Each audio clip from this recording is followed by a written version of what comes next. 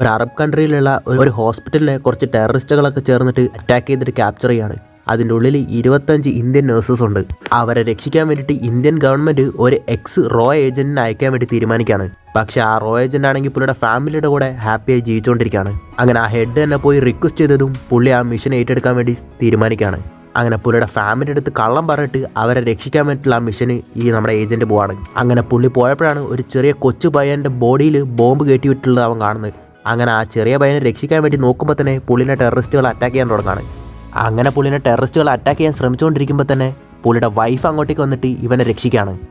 അപ്പോഴാണ് മനസ്സിലാവുന്നത് ഇവൻ എങ്ങനെയാണ് ഇന്ത്യയുടെ റോ ഏജന്റ് ആയിട്ടുള്ളത്, അതേപോലെ തന്നെ ഇവളും പാകിസ്ഥാൻ്റെ ഒരു ഏജന്റാണ്. ആ ക്യാപ്ചർ ചെയ്ത സ്ഥലത്ത് ഒരുപാട് പാകിസ്ഥാനി നേഴ്സസ് ഉണ്ടാവും. അവരെ രക്ഷിക്കാൻ വേണ്ടിയിട്ടാണ് ഇവളും സീക്രട്ടായിട്ട് വന്നിട്ടുള്ളത്. അങ്ങനെ ഈ ഇന്ത്യൻ ഏജൻസും പാകിസ്ഥാനി ഏജൻസും ചേർന്നിട്ട് അവരെ രക്ഷിക്കാൻ വേണ്ടി തീരുമാനിക്കുകയാണ്. അങ്ങനെ തൊട്ടടുത്തുള്ള ഒരു ഫാക്ടറിയിൽ ഒരു ഫയർ ആക്സിഡൻറ്റ് ഉണ്ടായിട്ടുള്ളത് പോലെ അവർ സെറ്റ് ചെയ്യാണ്.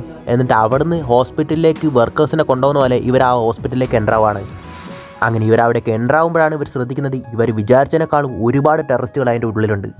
അങ്ങനെ അവർ കുക്ക് ചെയ്യുന്ന ഫുഡിലൊക്കെ ഇവർ മയക്കുമരുന്ന് കലർത്താണ്. അതുകൊണ്ട് തന്നെ അത് കഴിച്ചിട്ടുള്ള എല്ലാവരും മയങ്ങി വീഴാണ്. അങ്ങനെ ഇവരെല്ലാവരും രക്ഷപ്പെട്ട് പുറത്തു വന്നതും പുള്ളിയുടെ വൈഫിനെ ആ ടെററിസ്റ്റുകളൊക്കെ പിടിക്കുകയാണ്.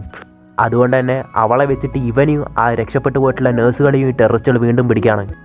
അങ്ങനെ നമ്മുടെ ഹീറോ ആ ടെററിസ്റ്റുകളൊക്കെ ആയിട്ട് ഫൈറ്റ് ചെയ്തിട്ട് അവിടെ ക്യാപ്ചർ ആയിട്ടുള്ള എല്ലാവരെയും രക്ഷിച്ച് പുറത്തേക്കാണ്. അതേ ടൈം തന്നെ ഇവരെ നശിപ്പിക്കാൻ വേണ്ടിയിട്ട് അമേരിക്കൻസ് ഈ ടെററിസ്റ്റുകളെ നശിപ്പിക്കാൻ വേണ്ടിയിട്ട് ആ ഹോസ്പിറ്റലിൻ്റെ മുകളിൽ ബോംബിടാണ്. അതിൻ്റെ ഉള്ളിൽ തന്നെ നമ്മുടെ ഹസ്ബൻഡും വൈഫും കുടുങ്ങി മരിക്കുകയാണ്.